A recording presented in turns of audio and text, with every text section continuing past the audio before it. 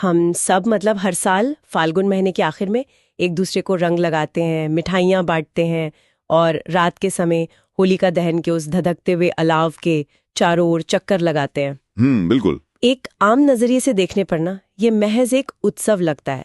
ऐसा लगता है जैसे हम बस सर्दियों के जाने और गर्मियों के आने का जश्न मना रहे हैं। हाँ, एक स्प्रिंग फेस्टिवल की तरह। एग्जैक्टली।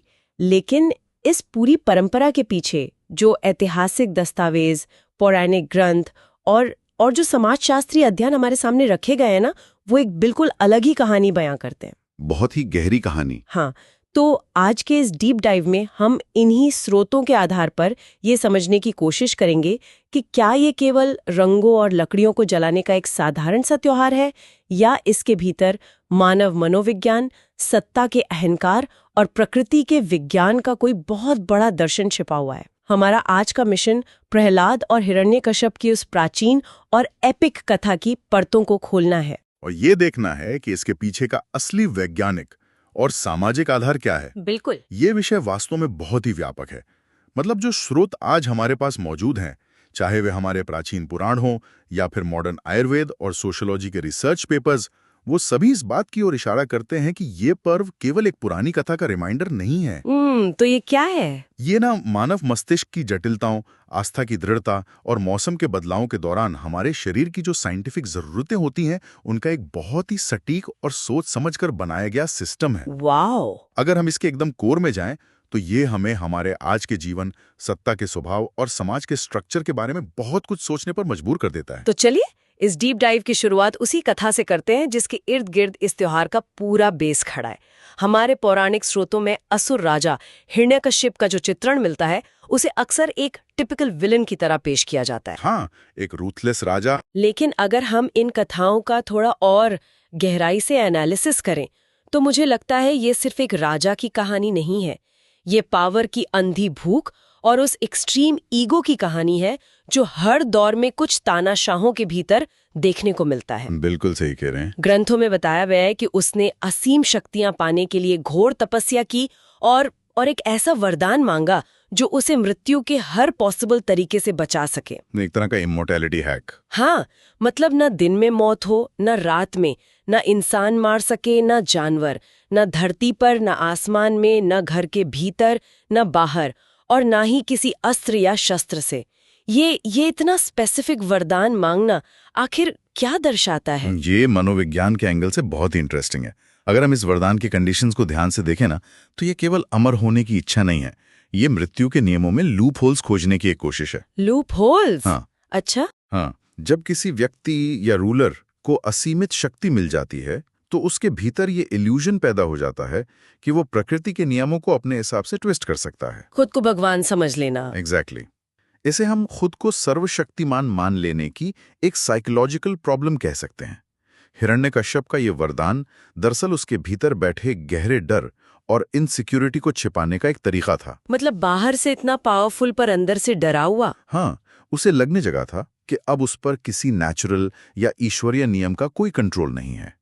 और यही वो पॉइंट है जहां से ईगो अपने सबसे डिस्ट्रक्टिव फॉर्म में जन्म लेता है। ये एक बहुत ही पावरफुल थॉट है कि सबसे बड़ी ताकत के पीछे अक्सर सबसे गहरा डर छिपा होता है, और इसी अहंकार को सबसे बड़ी चुनौती बाहर से नहीं मिलती। बिल्कुल नहीं। उसे चुनौती मिलती है उसके अपने ही घर से। कथा के अनुसार जिस राजा के डर से पूरी दुनिया कांप रही थी, जो चाहता था कि हर कोई केवल उसकी ही पूजा करे, उसी का अपना बेटा प्रहलाद सत्य और भगवान विष्णु का सबसे बड़ा भक्त निकलता है। ये कहानी का सबसे बड़ा कॉन्ट्रास्ट है। प्रहलाद का कैरेक्टर यहाँ बहुत ही शांत और फोकस दिखाया गया है। जरा इस सीन को इमेजिन कीजिए। एक तरफ पावर का वो पागलपन है जो गरजते हुए कहता है कि मैं ही इस ब्रह्मांड का ईश्वर हूँ, और दूसरी तरफ एक छोटा सा बच्चा है जो निडर होकर कहता है कि ईश्वर तो कण कण में है। बहुत ही इंटेंस सीन है। ये टकराव सिर्फ एक पिता और पुत्र का नहीं लगता है ना? बिल्कुल नहीं लगता। ये क्लैश दरअसल बाहरी दिखावटी ताकत और अंदरूनी स्पिरिचुअल पावर के बीच का है। अगर हम हिस्ट्री भी देखें ना, तो डिक्टेटर्स को सबसे ज्यादा डर बाहरी दुश्मनों से नहीं लगता। तो किससे लगता है? उन्हें सबसे बड़ा खतरा उन लोगों से महसूस होता है जो उनकी आइडियोलॉजी को मानने से साफ मना कर देते हैं, खासकर तब जब वे उनके अपने ही बीच के हों। ओहो, पॉइंट है। हिरण्यकश्यप का गुस्सा सिर्फ इस बात को लेकर नहीं था कि प्रहलाद विष्णु की पूजा कर रहा था। उसकी मेन प्रॉब्लम ये थी कि उसका अपना ही खून उसके उस झूठे भ्रम को चैलेंज कर रहा था जिसे उसने इतने सालों में खड़ा किया था। उसका पूरा सिस्टम हिल गया था। हाँ, ईगो कभी भी सच्चाई की सादगी को बर्दाश्त नहीं कर पाता। उसका पहला रिएक्शन हमेशा उसे कुचलने का ही होता है। और उसे कुचलने के लिए जो क्रूरता दिखाई गई वो भी नॉर्मल नहीं थी। हमारे सोर्सेज में प्रहलाद पर किए गए जानलेवा हमलों का बड़ा ही सिनेमैटिक और खौफनाक वर्णन मिलता है। बहुत ही ब्रूटल। उसे जहर देने की कोशिश की गई, पागल हाथियों के पैरों तले कुचलवाने का प्लान बना और ऊंचे पहाड़ों से खाइयों में धकेल दिया गया। लेकिन हर बार वो बच गया। हाँ, दिलचस्प बात यही है, प्रहलाद ने कभी पलटकर कोई हिंसक विरोध नहीं किया, कोई हथियार नहीं उठाया। वो हर बार चमत्कारी तरीके से सेफ रहता है। ये जो बार बार प्रहलाद का बच जाना है, क्या ये सिर्फ स्टोरी में सस्पेंस डालने के लिए है या इसका कोई डीप मीनिंग है? इसका बहुत डीप मीनिंग है। ये नॉन वायलेंट रेजिस्टेंस यानी अहिंसक विरोध की एकदम पीक स्टेट को दिखाता है। अच्छा, प्रहलाद का बचना इस बात का सिंबल है कि जब इंसान पूरी तरह से सच्चाई पर टिका होता है तो उसका इनर बिलीफ इतना सॉलिड हो जाता है कि कोई भी बाहरी टॉर्चर उसे मेंटली तोड़ नहीं सकता। मतलब physical power versus mental power. Exactly. Hiranyakashyap अपनी सारी मिलिट्री और फिजिकल पावर लगा चुका था, लेकिन वो एक बच्चे के उस मेंटल रिजॉल्व को नहीं हिला पा रहा था। जब पावर वैचारिक रूप से हारने लगती है ना, तो वो और भी ज्यादा हिंसक और डेस्परेट हो जाती है। डेस्परेशन, और यही डेस्परेशन इस कथा को उसके सबसे भयानक और क्लाइमैक्स वाले मोड़ पर ले आती है। होलिका की एंट्री। बिल्कुल, यहाँ पर एंट्री होती है हिरण्यकश्यप की बहन होलिका की। यहाँ कहानी में एक बहुत बड़ा ट्विस्ट आता है। होलिका के पास एक जादुई चादर या कह लें एक वरदान था कि आग उसे जला नहीं सकती। एक गहरी साजिश रची जाती है। होलिका उस वरदान वाली चादर को ओढ़कर प्रहलाद को अपनी गोद में लेकर धधकती हुई चिता पर बैठ जाती है। मोटिव एकदम क्लियर था, प्रहलाद को जलाकर राख कर देना और होलिका का आराम से बच जाना। पर ऐसा होता नहीं है। बिल्कुल नहीं। जो रिजल्ट आता है वो सबको शॉक्ड कर देता है। आग की उन भयानक लपटों के बीच जो होता है वो रोंगटे खड़े करने वाला है। होलिका जिसे वरदान मिला हुआ था वो जलकर भस्म हो जाती है और प्रहलाद सुरक्षित उस आग से बाहर आ जाता है। मेरा सवाल ये है कि अगर होलिका के पास आग से न जलने का प्रूफ था तो वो वरदान उस पर्टिकुलर दिन काम क्यों नहीं आया? देखिए, हमारे प्राचीन भारतीय दर्शन में एक बहुत ही क्लियर रूल है, किसी भी वरदान या सुपर पावर के साथ हमेशा एक मॉरल कंडीशन जुड़ी होती है। Moral condition? हाँ, शक्तियां या रिसोर्सेज अपने आप में अच्छे या बुरे नहीं होते, लेकिन जब उनका इस्तेमाल किसी बेगुनाह को मारने या अन्याय करने के लिए किया जाता है ना, तो वही पावर उस इंसान के विनाश का कारण बन जाती है। ओहो, ये तो बहुत ही पावरफुल लॉजिक है। कर्मा। एग्जैक्टली। प्रकृति का अपना एक जस्टिस सिस्टम है जो हर अन्याय का हिसाब बराबर करता है। प्रकृति का जस्टिस सिस्टम, और इसी सिस्टम का सबसे रौद्र, सबसे फियर्स रूप हमें इसके तुरंत बाद देखने को मिलता है। हाँ, नरसिंह अवतार। बिल्कुल। जब होलिका राख बन जाती है तो हिरण्यकश्यप का ईगो पूरी तरह से पागलपन में बदल जाता है। वो खंबा तोड़कर पूछता है कि क्या तेरा भगवान इस पत्थर के खंभे में भी है? और प्रहलाद कहता है हाँ। और जैसे ही प्रहलाद हाँ कहता है, वो खंबा फटता है और वहां से जो प्रकट होता है वो माइंड ब्लोइंग है। भगवान विष्णु का नरसिंह अवतार, आधा इंसान और आधा शेर। बहुत ही मिस्टिकल फॉर्म है ये। बहुत मिस्टिकल। नरसिंह भगवान हिरण्यकश्यप का वध करते हैं, लेकिन कैसे? वे उस वरदान की हर एक शर्त को बाईपास कर देते हैं। बिल्कुल। गोधूली वेला में मारते हैं, यानी न दिन है न रात। घर की देहरी पर मारते हैं, यानी न घर के अंदर न बाहर। उसे अपनी गोद में रखते हैं, यानी न धरती पर न आसमान में। और अपने नाखूनों से उसका सीना चीर देते हैं, यानी न कोई अस्त्र है न शस्त्र। Master stroke. उस अनबीटेबल वरदान की एक एक ईंट को प्रकृति कैसे गिराती है, ये उसका एकदम परफेक्ट उदाहरण है। ये सीन इमेजिन करके ही रोंगटे खड़े हो जाते हैं। सही कह रही हैं आप। इस पूरी घटना में जो नरसिंह अवतार का प्रकटीकरण है वो संधि काल के कॉन्सेप्ट को बहुत खूबी से समझाता है। संधि काल मतलब ट्रांजिशन पीरियड? हाँ, दो अवस्थाओं के बीच का समय और स्पेस। गोधूली वेला जो न दिन है न रात, देहरी जो न अंदर है न बाहर। ये वो स्टेट्स हैं जहां पुराने फिक्स्ड रूल अप्लाई नहीं होते। क्या बात है। जब कोई डिक्टेटर या सत्ता खुद को हर नियम से ऊपर मानकर अजय समझने लगती है ना, तो ये ब्रह्मांड हमेशा एक ऐसा ग्रे एरिया ढूंढ निकालता है जहां उस ईगो को तोड़ा जा सके। Nature finds a way. Exactly. Holika दहन और हिरण्यकश्यप का वध, ये दोनों इंसिडेंट्स सिर्फ बुराई के मरने की कहानी नहीं है। ये एक मैसेज है कि सत्य और नेचर के सामने कोई भी आर्टिफिशियल पावर परमानेंट नहीं है। बिल्कुल। जो आग हम होली से एक रात पहले चलाते हैं ना, वो सिर्फ लकड़ियों का ढेर नहीं है। वो हमारे अपने भीतर बैठे ईगो, जेलेसी और टॉक्सिसिटी की चिता है, जिसे जलाना बहुत जरूरी है। ये बहुत ही डीप थॉट है, लेकिन यहाँ मेरे दिमाग में एक और सवाल आ रहा है। हाँ, बताइए। इस भारी भरकम, एकदम डार्क और इंटेंस डिस्ट्रक्शन के बाद ये त्योहार अचानक से इतने वाइब्रेंट रंगों, प्यार और हंसी मजाक में कैसे बदल जाता है? मतलब राख से सीधे रंग तक का ये जंप बहुत ही सडन लगता है। हमारे सोर्सेज इस बात को भगवान कृष्ण और राधा जी के ट्रेडिशन से जोड़ते हैं, तो ये शिफ्ट कैसे हुआ? इस शिफ्ट दरअसल ह्यूमन इमोशंस को बैलेंस करने का तरीका है। देखिए, जब अहंकार और बुराई की आग बुझती है तो पीछे एक खालीपन या शून्यता बच जाती है। एक वैक्यूम। हाँ, और उस वैक्यूम को भरने के लिए प्यार और खुशी की जरूरत होती है। ब्रज क्षेत्र में भगवान कृष्ण और राधा की जो कथाएं हम सुनते हैं, वो इसी प्योर जॉय को रिप्रेजेंट करती हैं। वो रंग लगाने वाली कहानी। बिल्कुल। मान्यताओं के अनुसार भगवान कृष्ण अपने सांवले रंग को लेकर थोड़े इनसिक्योर फील करते थे। वो माता यशोदा से कहते थे कि राधा इतनी गोरी क्यों है और मैं ऐसा क्यों हूं। बहुत ही क्यूट कंप्लेंट थी वो। हाँ, तब माता यशोदा ने उन्हें एक बहुत ही प्यारा सा सजेशन दिया कि जा और राधा के चेहरे पर अपने पसंद का कोई भी रंग लगा दे। और वहीं से शुरुआत हुई। एग्जैक्टली। वो जो एक बच्चों वाला मासूम खेलता ना, उसने समाज में रंगों के जरिए फीलिंग्स को एक्सप्रेस करने का एक पूरा कल्चर खड़ा कर दिया।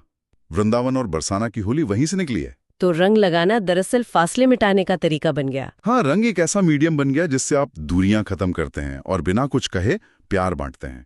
होलिका की राख के अगले दिन रंग खेलना एक नई फ्रेश शुरुआत का सिंबल है। ये कहानी जितनी इमोशनल और सुंदर है ना, इसके पीछे का साइंटिफिक और सोशल लॉजिक भी उतना ही सॉलिड है। बिल्कुल। अक्सर हम बस यही सोचते हैं कि ये तो एक धार्मिक त्योहार है, लेकिन जो आयुर्वेद और सोशियोलॉजी के पेपर्स हमने पढ़े हैं, वो साफ बताते हैं कि इसके पीछे एक प्रॉपर साइंस काम कर रहा है। बहुत ही एडवांस्ड साइंस। अगर हम सिर्फ साइंस के लेंस से देखें तो होलिका दहन का ये जो टाइमिंग है, फाल्गुन और चैत्र महीने का, ये जो जंक्शन है, इसका क्या खास लॉजिक है कि आग इसी टाइम जलाई जाती है? क्या ये सिर्फ एक कोइंसिडेंस है? ये कोइंसिडेंस तो बिल्कुल भी नहीं है। आयुर्वेद में ना ऋतु संधि नाम का एक बहुत ही इंपॉर्टेंट कंसेप्ट होता है। ऋतु संधि? हाँ, मतलब दो सीजन्स का जंक्शन। जब सर्दियां जा रही होती हैं और गर्मियां आ रही होती हैं, इस टाइम पे एनवायरनमेंट का टेम्परेचर बहुत तेजी से फ्लक्चुएट करता है। हाँ, मौसम बदल रहा होता है। और इसी मौसम में हवा में बैक्टीरिया और वायरस के पनपने का रिस्क सबसे हाई होता है। लोग बीमार पड़ते हैं। वायरल फीवर का टाइम होता है वो। बिल्कुल।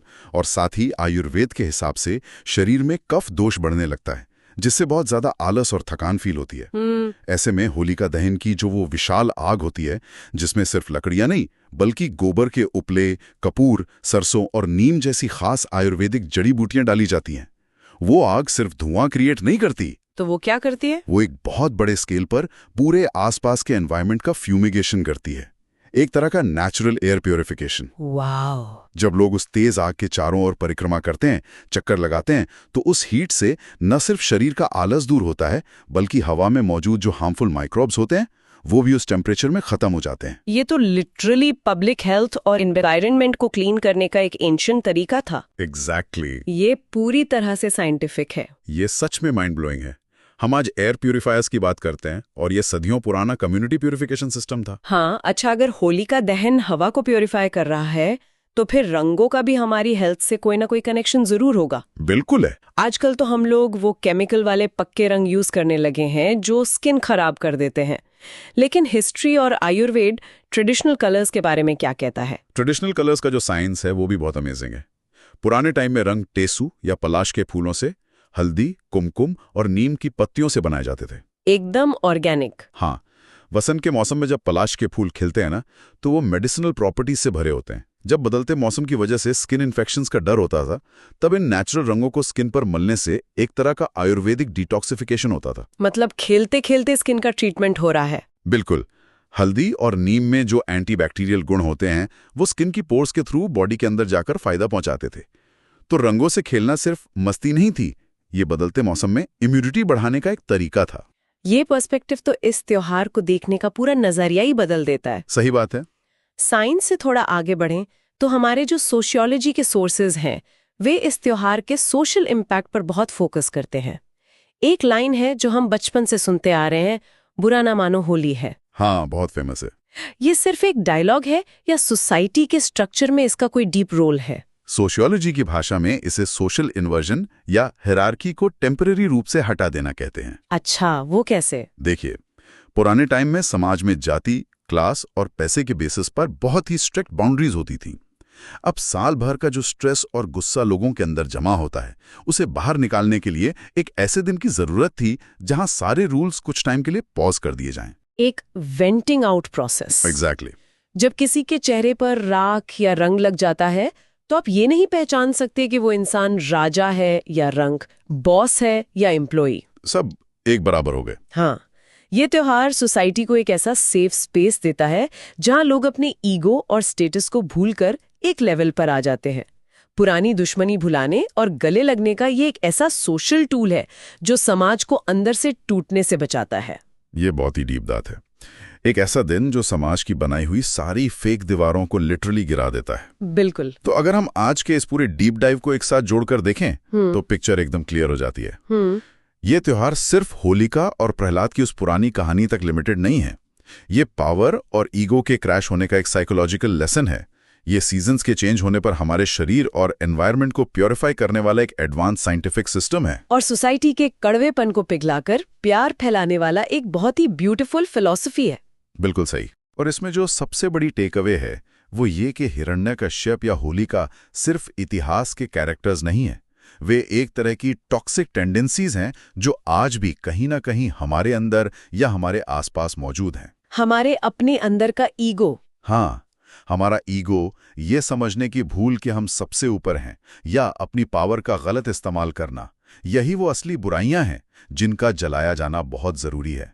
जब हम इस ब्रॉड माइंडसेट के साथ इस त्योहार को देखते हैं तभी हम इसके असली मतलब को समझ पाते हैं। बहुत ही कमाल का थॉट है ये। आज की इस इंटेंस और मीनिंगफुल चर्चा को हम यहीं वाइंड अप करते हैं। बिल्कुल। हमने आज भक्ति की ताकत से लेकर आयुर्वेद के लॉजिक और सोसाइटी के स्ट्रक्चर तक बहुत कुछ डिकोड किया। लेकिन जाने से पहले हर बार की तरह एक बहुत ही गहरा सवाल है सोचने के लिए। आज हमने प्रहलाद की उस अनब्रेकेबल बिलीफ की बात की जिसने दुनिया के सबसे बड़े अहंकार को घुटनों पर ला दिया। जरा सोचिए, अगर हमारे भीतर भी अपने सच को लेकर वैसा ही अडिग विश्वास हो तो क्या दुनिया का कोई भी ईगो या कोई भी नेगेटिव पावर हमें डरा सकती है? बहुत ही वैलिड सवाल है। और उससे भी बड़ी बात सोचने वाली ये है कि इस साल हम सभी के मन के भीतर वो कौन सी होलिका है, वो कौन सा छुपा हुआ गुस्सा, घमंड या जेलसी है जिसे हमें उस धधकती हुई आग में हमेशा के लिए भस्म कर देना चाहिए, ताकि अगले दिन जब हम रंगों के साथ उठें तो वो सिर्फ कैलेंडर पर नहीं बल्कि हमारे अंदर भी एक एकदम फ्रेश और पॉजिटिव शुरुआत हो। इस बारे में जरूर सोचिएगा।